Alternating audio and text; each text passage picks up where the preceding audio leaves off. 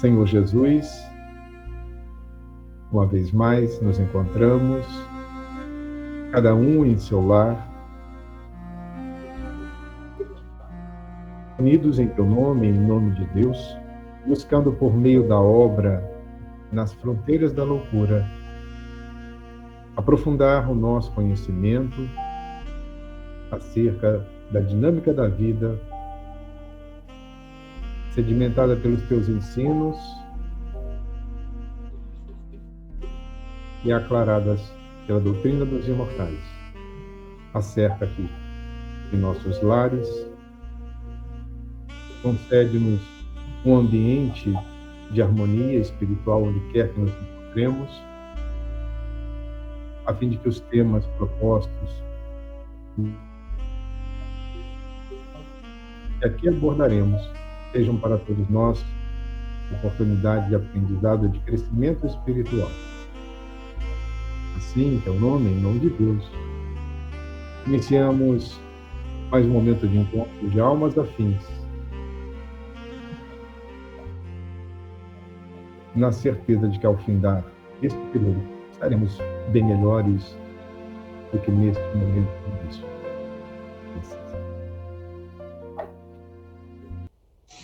Almas queridas, renovamos votos de estima e consideração. Hoje vamos dar prosseguimento ao nosso estudo e, como a gente sempre faz, deixa eu só projetar aqui, vamos fazer um review para que melhor nos situemos, né, nessa dinâmica de estudo. O nosso último encontro, em que pese eu cometi um deslize no sentido de ter colocado uma análise a respeito da maconha, né, como os efeitos, e me passei, eu deveria ter buscado um infográfico das anfetaminas, porque foi a droga ingerida, em especial, pelo motorista, e os outros também eram usuários iniciais. Mas os efeitos seguintes, eles retratam a influência ou as consequências do uso das drogas em qualquer organismo, seja ela qual droga for. Então, apenas para fazer esse recorte de que havia um infográfico relativo ao uso da maconha, suas consequências imediatas, mas a droga ingerida, né, que foi a causa primeira do acidente que vitimou os 5 jovens nesta obra que vamos a estudar, né? Então é só esse recorte e como a dinâmica, né, do atendimento ocorre, do socorro às vítimas. E neste capítulo de hoje, Despertamento em Outra Realidade, uma vez mais nós observamos que Filomeno vai dar uma espécie de abordagem de 2 perspectivas. É como se tivéssemos 2 capítulos em um só. É muito interessante a forma por meio da qual ele estrutura a sua ideia. A gente vai ver que, no momento, há uma análise a respeito do atendimento de Hermance, e depois ele volta para o assunto dos jovens vitimados no acidente automotivo. Então, essa era a nossa questão primeira. Deixa eu ver aqui. Às vezes dá algum bug aqui nesse meu computador. Parou de compartilhar para vocês? Não, né? Então, vamos lá. Então, tá aí, nós já fizemos a nossa... que foi estudado. E vamos, então, começar a abordar a questão do caso da jovem que foi vítima inicialmente de um assédio. O assédio depois ele caminha para uma violência de natureza sexual. Dizia no seu histórico kármico comprometimentos na área cardíaca, fruto de questões existenciais anteriores. Ela tem o estado, né, a exaltação,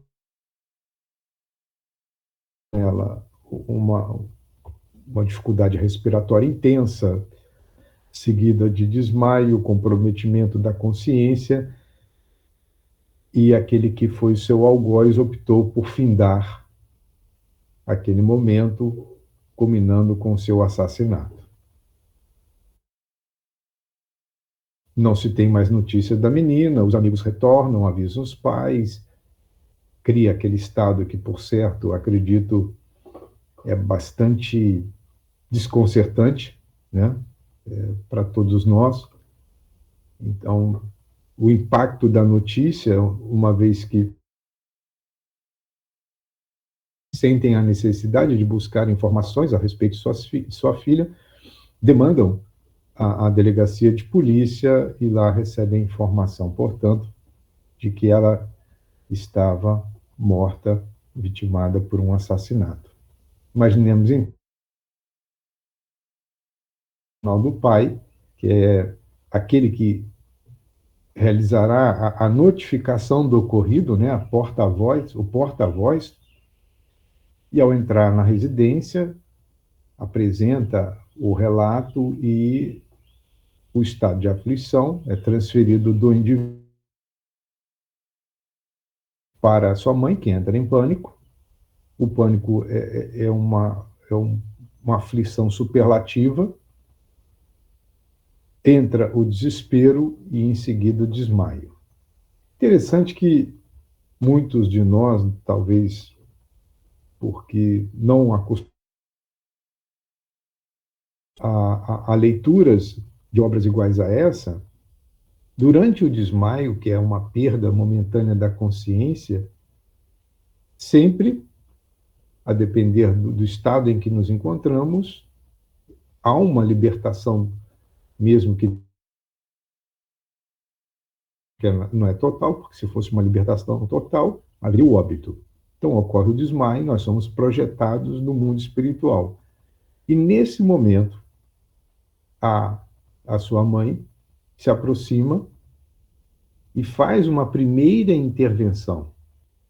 Porque o que de curta duração, minutos, ou mesmo poucos segundos, na dimensão espiritual, o tempo ele não é percebido da forma como nós o percebemos aqui nessa dimensões que limitam as nossas percepções. Então, valendo-se do desmaio, há um primeiro socorro no sentido de infundir ânimo, em que pese, né, a situação ser muito dolorosa e desafiadora, que nós nunca estamos desassistidos. Essa é uma perspectiva que devemos sempre guardar em nossas mentes. Jamais estaremos desassistidos.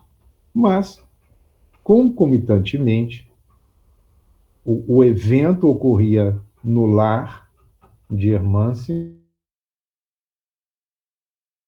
formada por Dr. Bezerra e Filomeno, vão fazer uma visita ao leito, né, lá no posto de socorro, e observam a jovem manifestando sinais de inquietação. É lógico que esses sinais de inquietação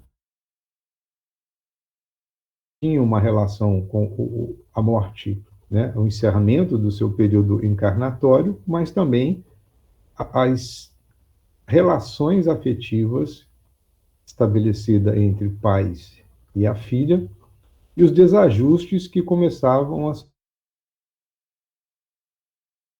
Então havia necessidade, portanto, essa foi a consideração do Dr. Bezerra, de trazê-la à consciência para que fosse dados os primeiros esclarecimentos a fim de que seu quadro não se agravasse. Se ela estava sob efeito de caráter, tem um termo que agora me faltou, uma fluidoterapia calmante, balsamizante, que lhe produziu um estado de sono mais continuado, para que ela despertasse, fazer de passes dispersivos, a fim de que aquele efeito sonorífero viesse a ser desconstruído. Então, ela é despertada para que fosse interrompida a comunicação com o lar. Interessante, está ficando bem claro, embora em outras obras também nós tenhamos contato com esse tipo de informação, os apelos no sentido de dor experimentada pela família enlutada, a pessoa como se fossem dardos, né, que atingissem o corpo espiritual, produzindo dores e lesões no corpo espiritual. E o mais interessante, se essa comunicação pelo despertar, ela mergulharia na revivescência da cena do ato que foi o fator causal de sua morte. Então, o morrer não é algo tão simples como nós imaginamos. Daí a compreensão para nós espíritas de que o suporte a oferecer a uma família enlutada, nós temos que nos preparar antes para que mensuremos a extensão da fala, o momento de silenciar, nosso comportamento, porque há um atendimento à família enlutada, mas em paralelo há toda uma preocupação com aquele que parte. Então, os dois são sustentados. O nosso papel, penso eu, enquanto encarnados, é a família para que essas correspondências ou esse fluxo desestruturado de energias não sejam direcionados àquele indivíduo que está numa fase de separação do ocorrido, está em atendimento. Imaginemos que estivéssemos nós em um processo cirúrgico, né, sob efeito de uma anestesia relativa e começássemos a ouvir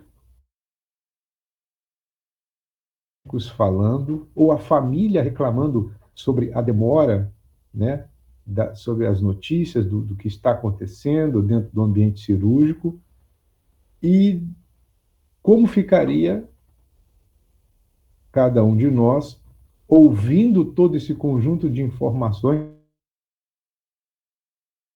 Eu, ansioso que sou em ambientes médicos, se eu desperto, esses dias li uma entrevista de uma senhora, de uma jovem, que estava fazendo uma cirurgia plástica, mas de correção,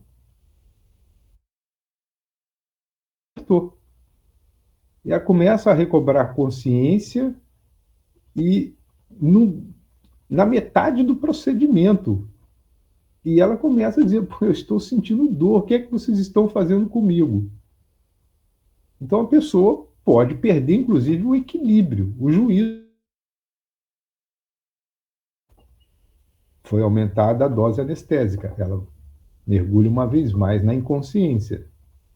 Então, de um evento corriqueiro, né, que está ao alcance de cada um de nós, a gente pode ter uma noção do que é esse acontecimento na dimensão espiritual. Nós poderíamos ajudar pelo menos junto à família enlutada, a não complicar o atendimento que se desdobra na dimensão espiritual. Então, após a aplicação do passe, para, né, a continuidade do desespero, a continuidade não, o recebimento dos reflexos do desajuste emocional percebido na família, ela é despertada e recobra a sua consciência aturdida, ainda manifesta os sinais orgânicos que ela experimentou no momento antecedente de sua morte. A disritmia cardíaca, ou seja, a frequência cardíaca toda descompensada, palidez, porque essa descompensação no campo da fluxo sanguíneo. Ah, mas o corpo espiritual tem sangue? Não. Mas ela está sofrendo os reflexos dos momentos anteriores e ela ainda estava em fase de separação. Não nos esqueçamos disso. Para os momentos finais de consumo do fluido vital, mas o espírito guardou aquelas impressões. E a respiração ainda ofegante. Bom, agora nós vamos passar a analisar o diálogo. Trouxe inúmeras reflexões, em especial para aqueles que trabalham como doutrinador nas reuniões mediúnicas ou até mesmo como atendentes fraternos. Vejam as singularidades. A fala inicial da jovem, 4 partes: o ato, o intento, a emoção experimentada e o desejo dela. Porque isso está manifestado na fala. Ela vai dizer: fui raptada. É o em matar-me, o intento do ato praticado. Muito medo é a emoção predominante resultante dessa questão. O desejo é o retorno para casa. Uma resposta da avó. Ela diz: olha, o ato não se consumou, portanto você não foi raptada. Agora um detalhe. A avó não fez sequer nenhuma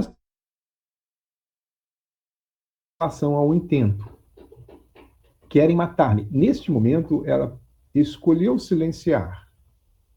Bom, em relação à emoção, muito medo, ela dá os primeiros conselhos para que aquela emoção,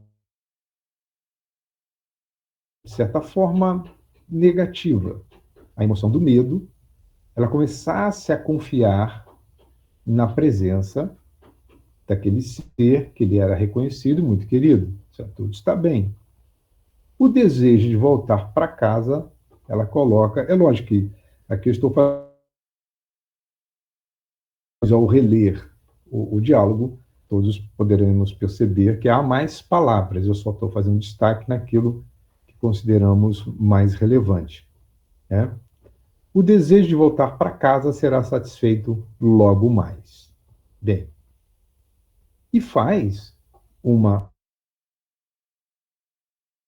chamada de atenção, ou um convite antes, para que a sua neta, a Hermance, ela buscasse acalmar os ânimos e lembrar-se da oração.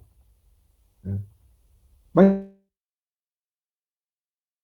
fala do necessitado.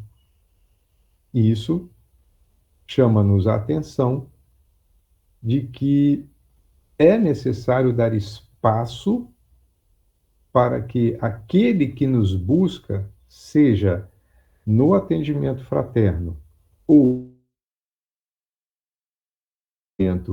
especial de uma reunião mediúnica, o espírito fale e nós estejamos atentos para identificar os movimentos da fala, as palavras mais significativas,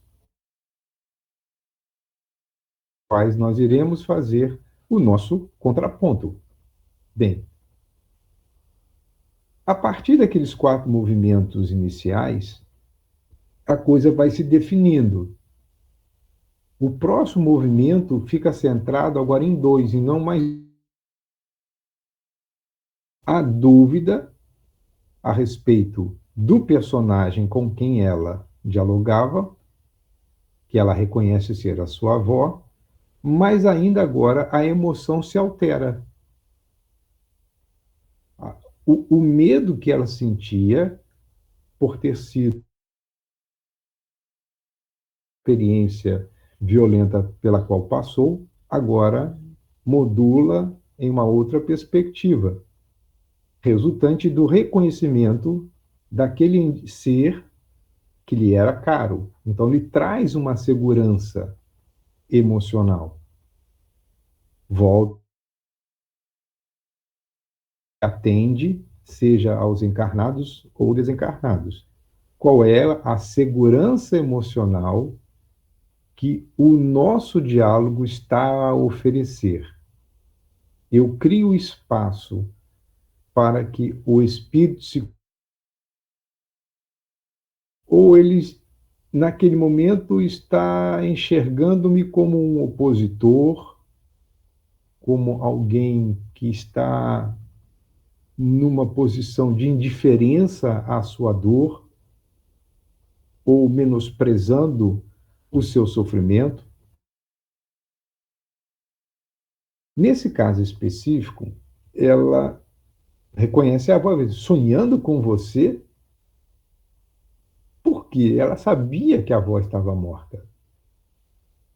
E dentro da perspectiva, né, de entendimento da vida, estabelece-se por. Bom, se eu estou aqui recobrando a minha consciência e vendo a minha avó, isso só pode ser um sonho. Porque os mortos dormem, os mortos não se comunicam. De modo você sonha. É interessantíssimo como os espíritos possuem, aqueles com a capacidade de perceber o que está por detrás da palavra, o quanto de comunicação, né, a hermenêutica de produzir. É retirar da fala muito além do que aquele conteúdo, né, que é o símbolo, buscar o seu significado mais profundo. Bom, se ela ouve que, de certo modo, ela está sonhando, ela. Olha, você está despertando de um sonho demorado no corpo, de que ela desloca a questão da morte para uma outra perspectiva. Né? Nós sabemos que o sonho é uma experiência do espírito, uma experiência que, em alguns casos, ela tem um grau de realidade na dimensão espiritual, vivências na dimensão espiritual, embora todo sonho guarde uma realidade específica, ou por representar desejos, conflitos, complexos que se manifestam durante o sonho, vivências do espírito na dimensão espiritual. Mas seguem ainda outros apontamentos interessantes. Volta a netinha. Digo sonho porque você já morreu. Volta a neta para a questão da morte e a avó novamente desloca. Olha, que palavra imprópria. Por que isso? Porque entrar direto na situação real levaria, por certo, aquela jovem ao desequilíbrio. Ela precisava diminuir o seu incômodo, a um nível de estabilidade, e quando a coisa, o grau de entendimento da situação, nós veremos a seguir, se eleva a um deslocamento do diálogo para um momento de descanso, uma vez mais.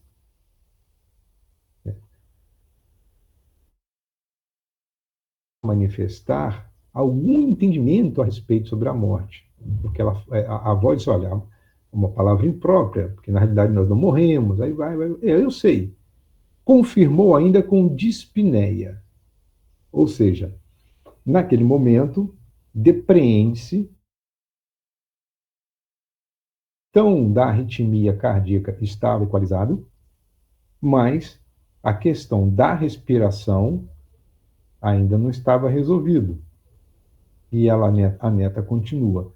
Mas sucede que você já não pertence ao número dos que se encontram na Terra. Alguma coisa. Aí a avó de novo, olha, o corpo é frágil, veste, que se rompe, libertando o ser espiritual que é indestrutível. De uma forma poética, ela vai desconstruindo, vamos dizer assim,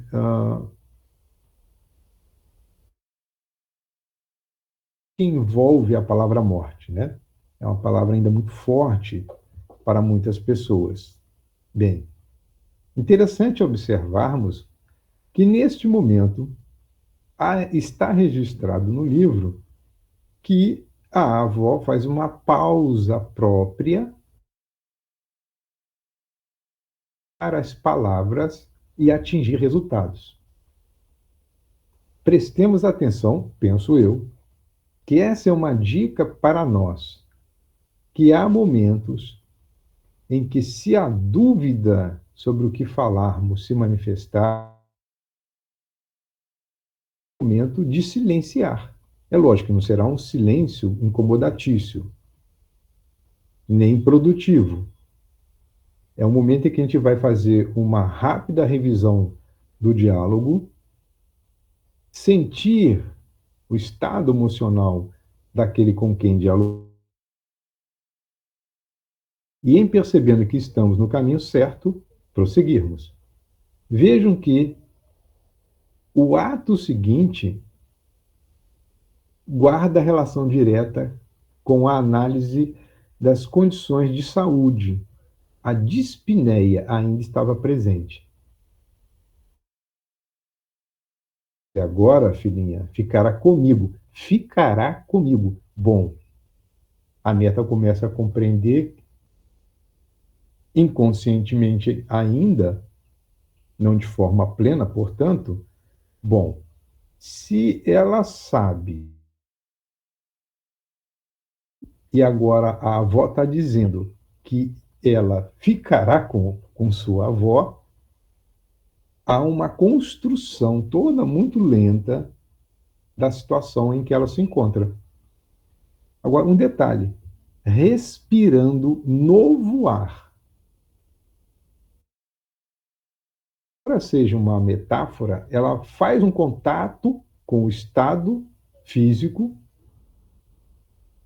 olha, longe da doença, volta a falar da emoção primeira, do medo, da aflição que logo baterão em retirada.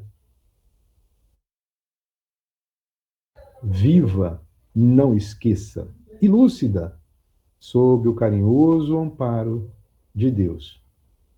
Nesse momento, ela toma ou ela se apropria por eu já se tornou apta a entender o que estava ocorrendo, diz, não quero morrer, vovó, por causa da relação. A minha avó está morta, ela agora está dizendo que eu vou ficar com ela, e eu falo, não quero morrer. E a avó, não morrerá, minha querida, você está livre. Venceu a morte.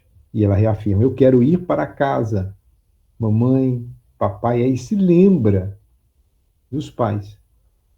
E a avó sabiamente, irá sim, iremos juntas, tudo está bem. Bom, nesse momento,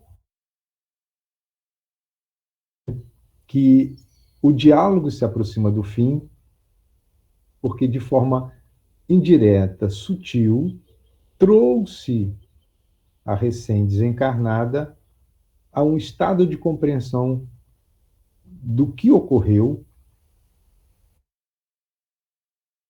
espiritual, ela se encontra.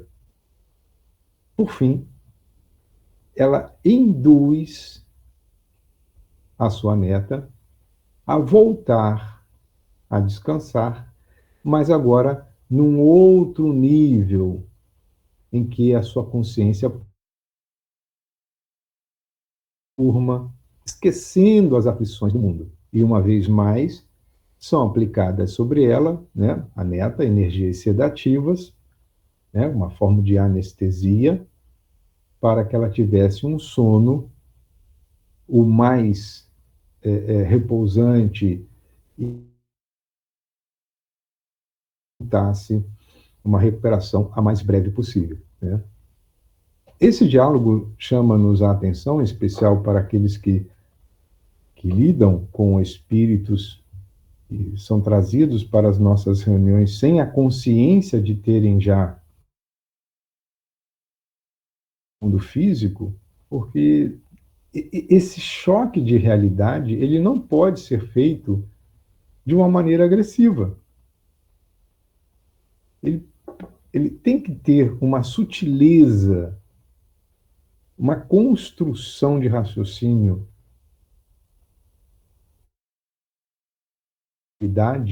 para que levemos esse espírito com muito carinho a um outro nível de entendimento da realidade que o cerca.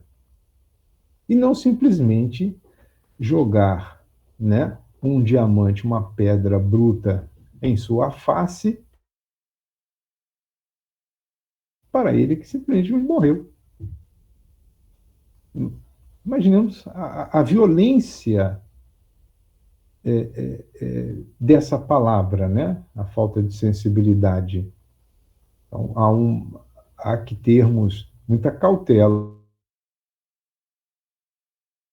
de espíritos dessa natureza. Mas eu gostaria de ouvir alguma impressão, algum relato de vocês, se concordam, se discordam, o que é que vocês acham, se tiveram experiências iguais nas reuniões, se tiveram oportunidade de inclusive, presenciar comunicações que foram mal conduzidas, produzindo um impacto muito negativo no comunicante. Diga aí, Suzana. Fique à vontade. Suzana levantou a mão? O seu áudio está desligado, Suzana.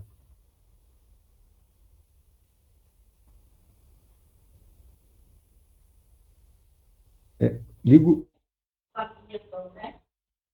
Está desligado. Suzana, você tem que ligar o microfone. Bom, então quando Suzana ela recuperar aí a sua tecnologia, está facultada aí a sua parte.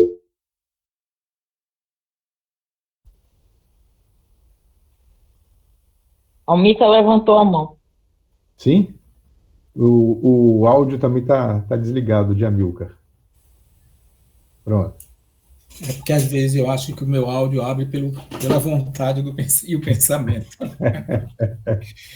E aí dispara.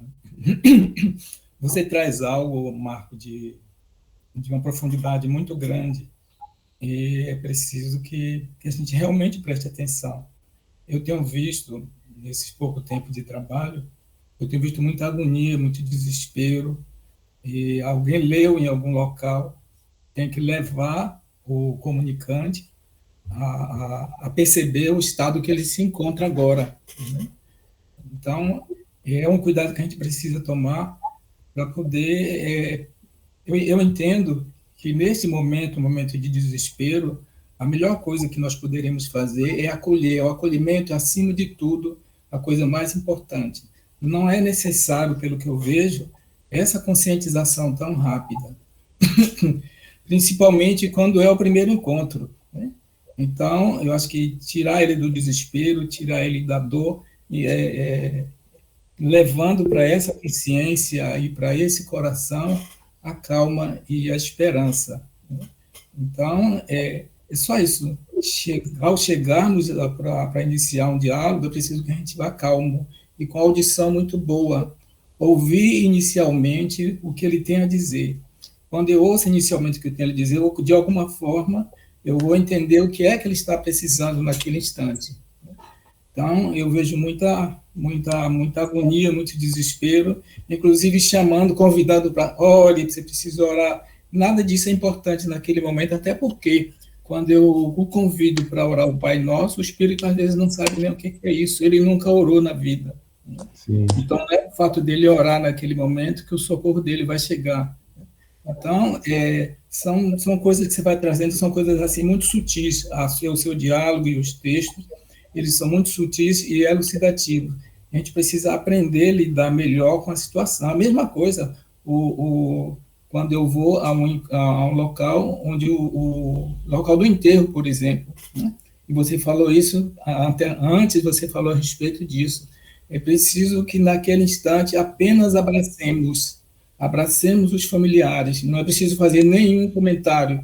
Às vezes a gente não sabe o que é que vai dizer o que é que vai dizer para os familiares, como se sente. Eu não preciso dizer como eu me sinto, eu preciso só abraçar, sem dizer uma palavra sequer, e sair tranquilamente, e evitar quaisquer temas a respeito daquele que está partindo, a respeito de qualquer... Não é o momento de contar a história, é o momento de abraçar, de acolher. Aí sim, ele começa, o espiritual, se estiver ali presente, normalmente ele está, ele começa a se sentir acolhido, ele começa a entender de uma forma mais rápida.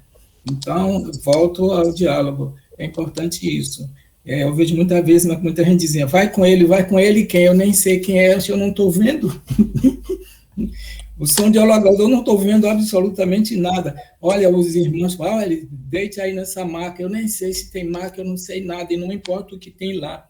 O que importa, né, é tirar ele do desespero. Até os estertores iniciais, eles são normais. Não precisa dizer se acalme, não precisa dizer nada disso. É o acolher. E se eu estiver em um diálogo, confiando no meu orientador espiritual, ele vai me ajudar e muito. Mas se eu ficar naquela agonia, naquele desespero, né, e não é preciso esse contato inicial com o espírito, eu estou preparando ele para que a equipe espiritual ali presente consiga acessá-lo, porque o desespero dele é tão grande, ele consegue comigo, a energia animalizada, e aí é mais fácil, porque ele me ouve, ele está ainda muito ligado ao sensorial. Então, eu acho que um dos grandes compromissos nossos é preparar o comunicante para que ele seja melhor acolhido pela equipe espiritual. Se houver necessidade, não precisa agonia, eles trarão novamente, para que esteja comigo ou com qualquer uma outra pessoa que esteja trabalhando. Porque às vezes a gente se apropria como se o espírito fosse meu, não é meu. Ele faz parte do trabalho, ele está sendo socorrido.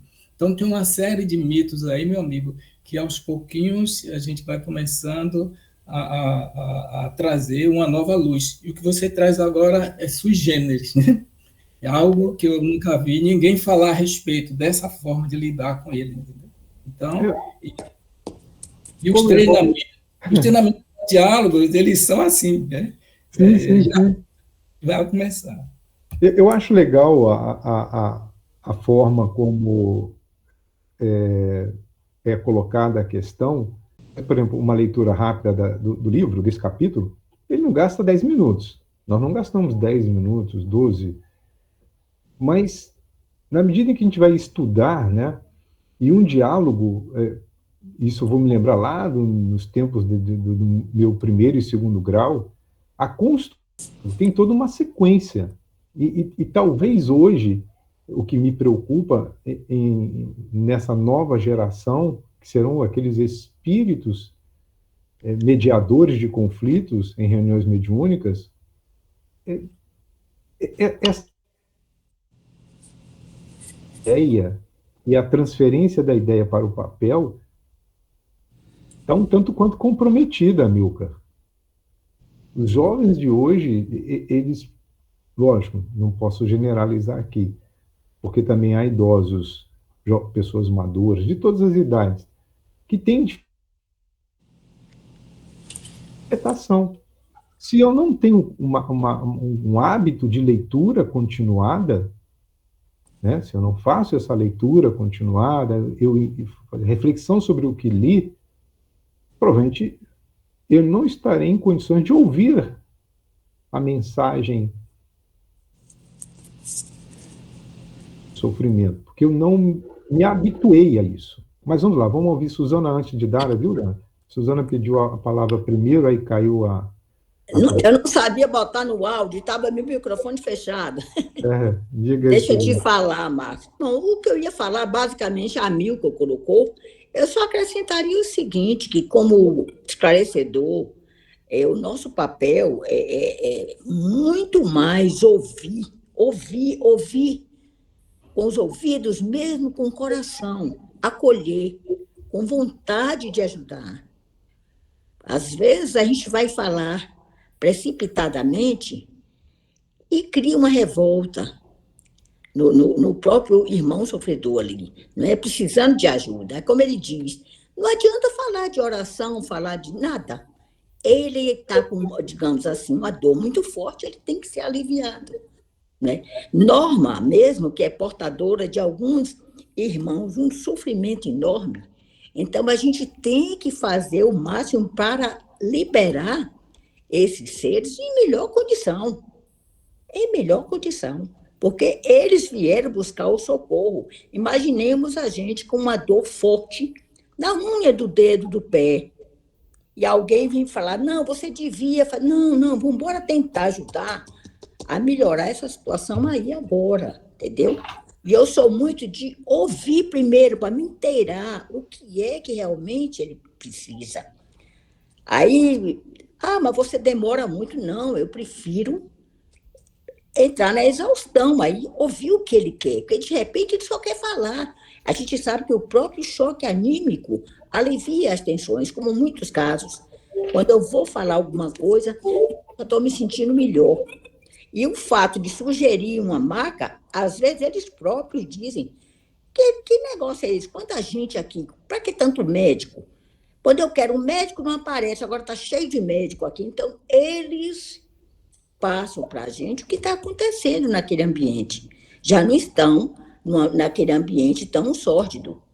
E muitos também voltam, como a Milka disse, várias e várias vezes. Não tenhamos a pretensão de que nenhum contato nosso vamos fazer milagre de jeito nenhum, pelo amor de Deus. Mas a gente vai tentar ao máximo ajudar. Era só isso que eu queria falar, Marcos. Obrigada, viu? Do capítulo, Filomeno vai falar sobre os jovens acidentados. O estado desses jovens e a correlação de cada um com o que acontecia no ambiente do Instituto Médico Legal, né?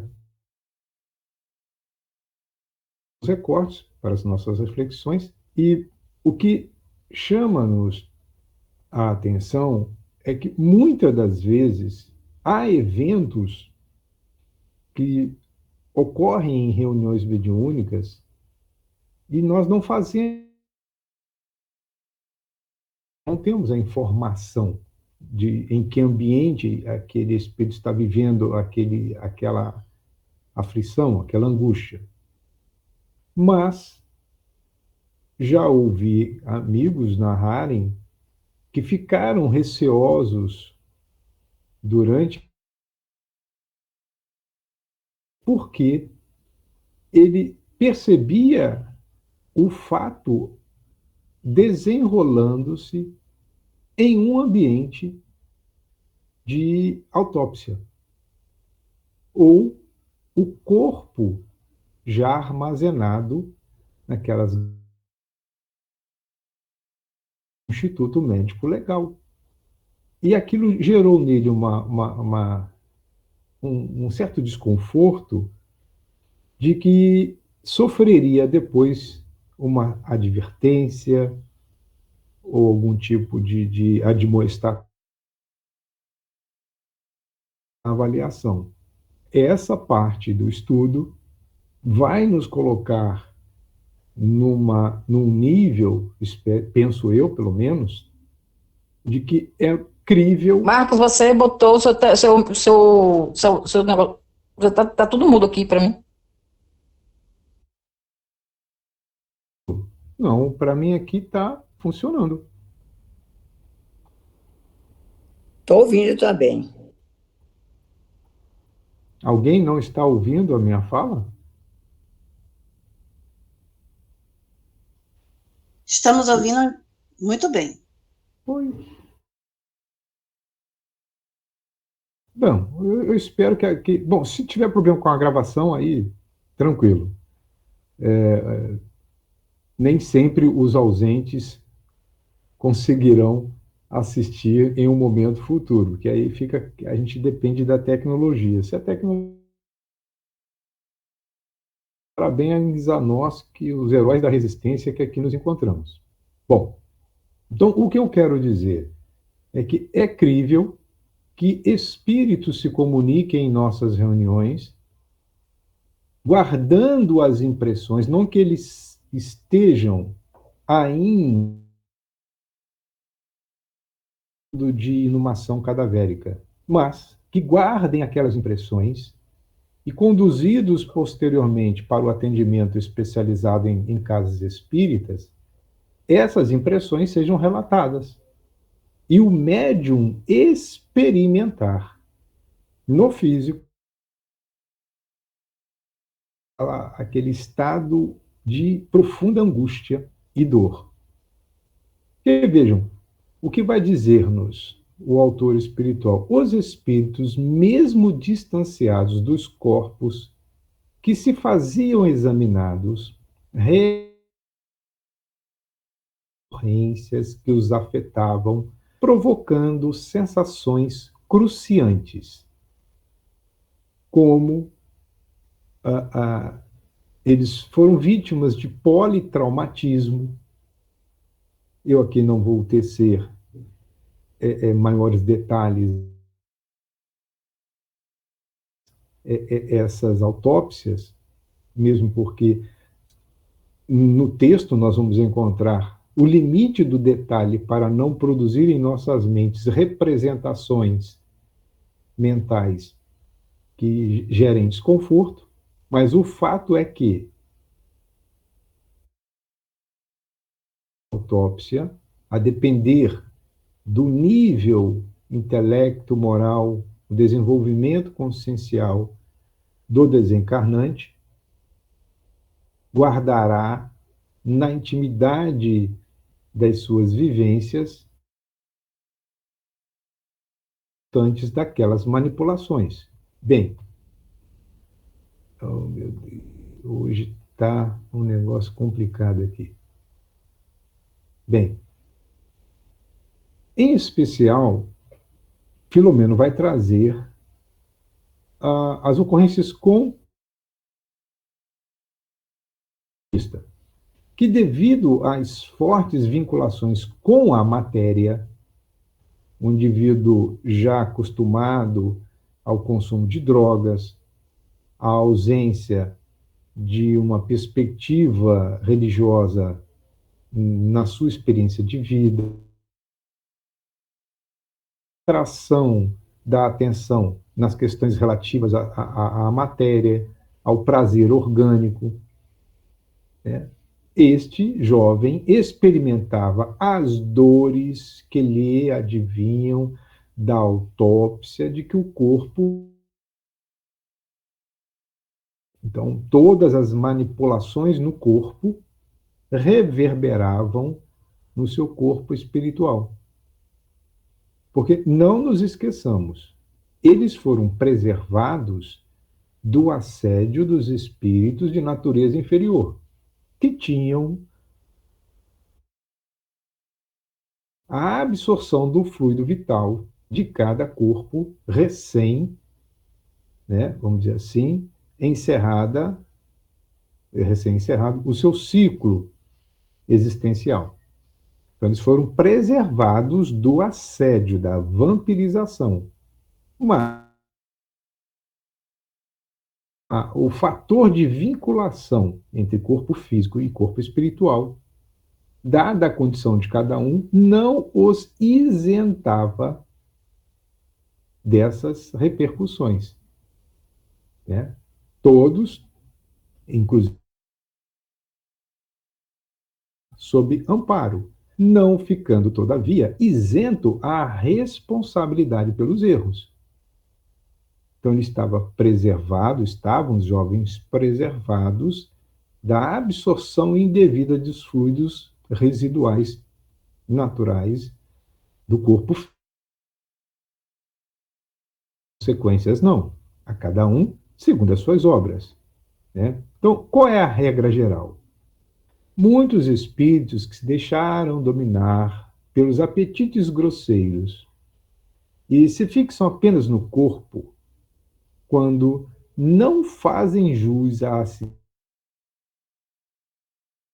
Quando não fazem jus, porque alguns são tão devotados ao mal, são tão fixados e centrados tão somente na matéria, que essa assistência especializada não lhes é facultada. E esses espíritos, por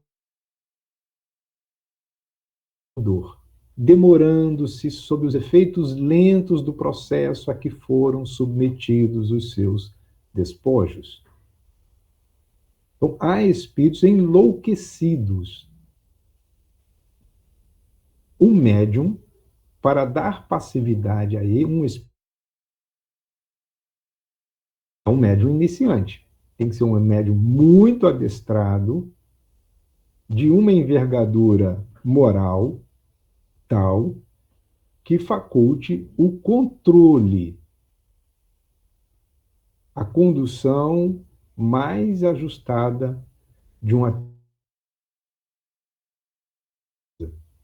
E penso eu que os primeiros atendimentos são feitos na dimensão espiritual, para quando aquele espírito estiver mais ou menos equilibrado, ele seja direcionado a um contato mais proximal com o médium.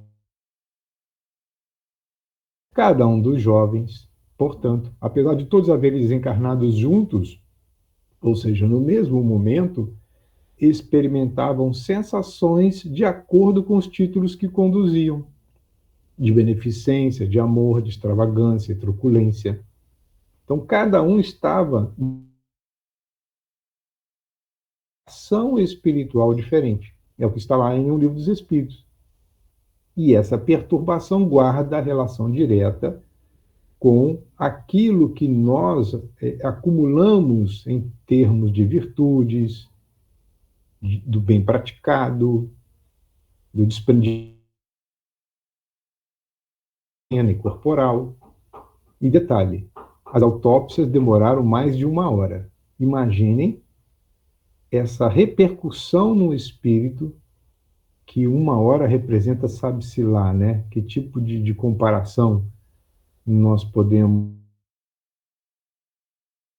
aqui realizar? O que também não é o nosso objetivo. Mas tinha exceção.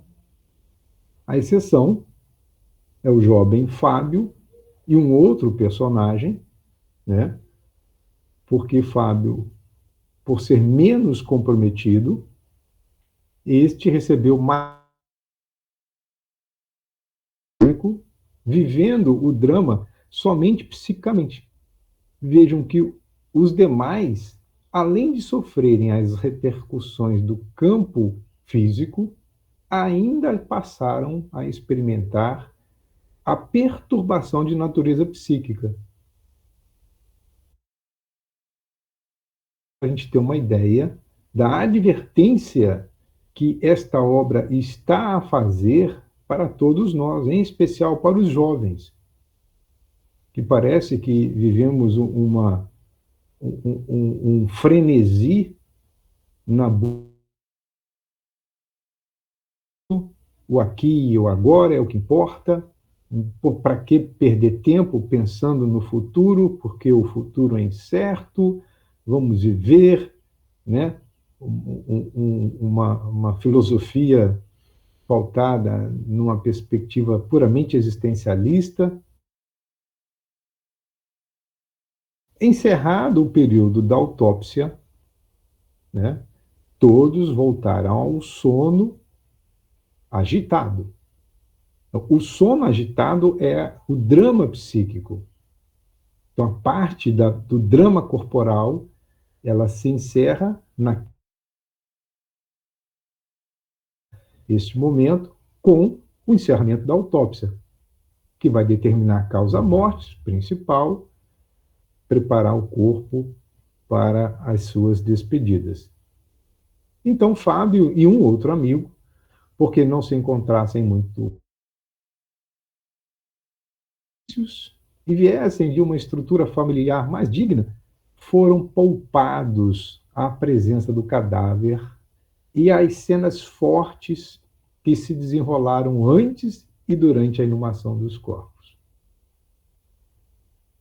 Imagina que esses, sem qualquer tipo de perspectiva espiritual, eles, além de sofrerem durante o evento traumático da morte, vão ficar ligados ao momento da despedida, os impropérios que são proferidos pelos pais, mas é lamentável da mesma forma, né? E aí nós vamos perceber que no momento em que é feito o reconhecimento e translado pelos familiares, ou seja, vai até o ML, reconhece a vítima, recolhe a vítima, vai preparar todo aquele processo de luto que é doloroso, foi observado o despertar de quase todos, sob os duros irmãos, e esse despertar fez com que eles partissem numa espécie de... esse termo hebetado é aquele indivíduo com o olhar, né, vazio, as pálpebras dilatadas, rumo, e eles demandam os ambientes para os quais eram, vamos dizer assim, sugados por força das conexões mento-afetivas estabelecidas entre os familiares. Vai dizer agora Bezerra, as nossas providências de socorro não tinham por intenção gerar clima de privilégio, nem protecionismo injustificável. Cada um respeita que gera no campo mental. Retornamos à fala de que a perspectiva era proteger aqueles jovens de uma violência praticada por espíritos ainda ignorantes e devotos, viciosos e viciados. Então, esse tipo de aviltamento da morte é que foi preservado. O resto é consequência natural. Daí, esse capítulo, ele se encerra, embora poderíamos fazer outras abordagens, com uma chamada de atenção para todos nós, né? Desperta-se cada dia com os recursos morais com que se repousa à noite. Além do corpo, cada espírito acorda com o que preparou para si mesmo.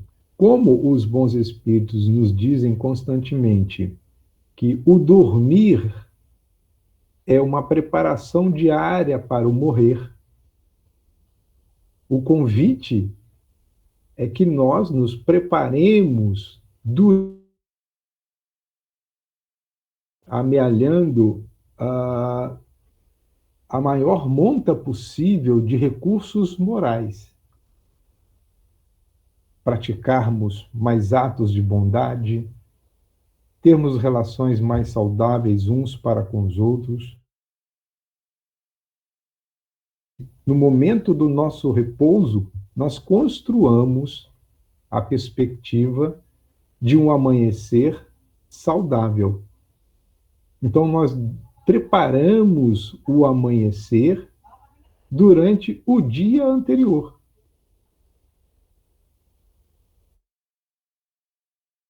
E também nós estamos preparados, ou nós estamos nos preocupando com o ato de preparar o momento de dormir. A gente sempre traz essa perspectiva, né? O que é que nós lemos, o que é que nós assistimos, sobre o que nós dialogamos. Na atualidade, entendem o momento de dormir como um momento sagrado. A maioria é um momento de repouso. É como um reset para o dia seguinte. Amanhã tudo vai ser diferente. Tudo será diferente. Mas será diferente se nós assim o quisermos. Então, o Espiritismo ele é muito rico pelo volume de informações que a doutrina nos traz, de reflexões que ficam à nossa disposição. Então, está em nossas mãos, né, a partir dessas informações que amealhamos, está em nossas mãos, portanto, a oportunidade de escrevermos amanhecer a partir do que nós realizarmos neste momento, ou daqui para frente. Então, foram essas as considerações do capítulo O Despertamento em Outra Realidade, agradecendo pela presença, porque a presença de vocês é o que nos motiva a esse estudo, mas eu gostaria de fazer um recorte, e aqui, Dara, por favor, é apenas para dar um sentido. Essa experiência trouxe do Espírito manifestando o estado de sede, foi utilizado, penso eu aqui, eu estava pensando enquanto você falava, né, para todo atendimento de urgência, ou eu diria até mesmo de emergência, estratégias, elas são utilizadas para atender à especificidade do momento. Então, como o dialogador ele não teve a leitura precisa e não aplicou técnicas que são as técnicas consideradas mais assertivas, o que nos resta são as ações que não estão dentro de um escopo, mas tem uma explicação. Por exemplo, quando absorve a água, o espírito não está bebendo água. O médium, ao absorver a água, vai transferir as sensações, a experiência sensorial do que é, ou qual é a leitura que o médium faz em relação ao que estava sendo manifestado. Água, sede. O ato de saciar uma necessidade foi transferida para o espírito. Mas creio eu que se o dialogador tivesse uma outra abordagem, que tá? Eu tenho sede. Ele poderia perguntar, o amigo tem sede do quê? Lembrando aquela canção acho que é dos Titãs, você tem sede de quê? Porque eu posso ter sede de justiça, eu posso ter sede, biologicamente falando, a necessidade de consumir água. Poderia levar o diálogo, por exemplo, para o momento em que Jesus conversa com a samaritana, e a samaritana diz a Jesus que ele não tem nenhum pote para tirar a água. E Jesus diz: olha, a água que eu tenho para lhe oferecer é a água que é a fonte da vida, que uma vez sorvida, jamais você terá sede. Então, vejam que às vezes falta para nós uma profunda imersão na busca do conhecimento do Evangelho, ou uma falta de atenção com o diálogo. Porque cada palavra, se a gente recordar do estudo de hoje, os 4 movimentos, cada palavra